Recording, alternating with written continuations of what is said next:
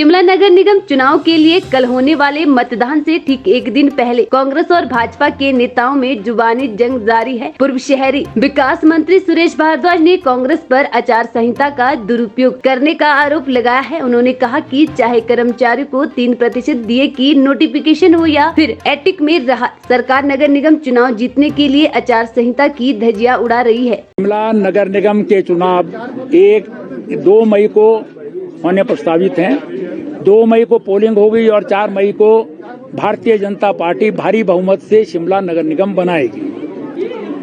1986 से लेकर के 2017 तक नगर निगम पर लगातार कांग्रेस का कब्जा रहा है।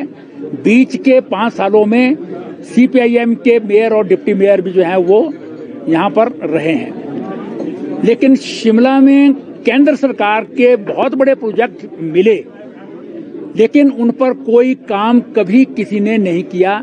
जेएनएनयूआरएम में जितना पैसा जो है वो केंद्र से मिल सकता था, उसका कोई फायदा नहीं उठाया।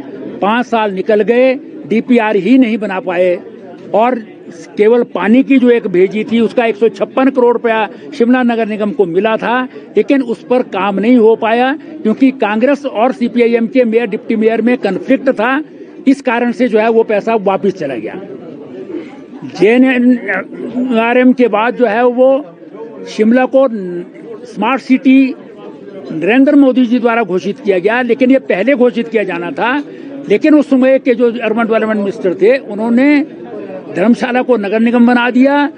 अंकों में हेर फेर करके केंद्र को संस्तुति जो है धर्मशाला की कर दी, इसलिए फर्स्ट राउंड में वो बने।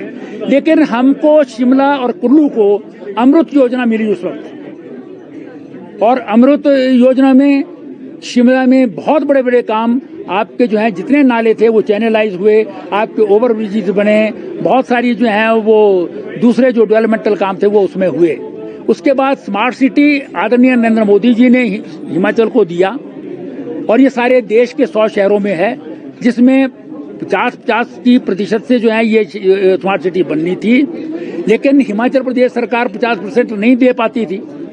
इसलिए मैं जब अर्बन डेवलपमेंट मिनिस्टर बना तो आदरणीय निर्मला सीतारमण जी और हरदीप सिंह पुरी जी जो हमारे अर्बन डेवलपमेंट मिनिस्टर हैं, उनसे मिलकर के हमने जो है वो प्रयत्न किया और हिमाचल समेत नॉर्थ ईस्टर्न स्टेट्स और 3 जो स्पेशल राज्य हैं उनके लिए केंद्र ने तय कर दिया कि इनको 500 करोड़ रुपए हम देंगे।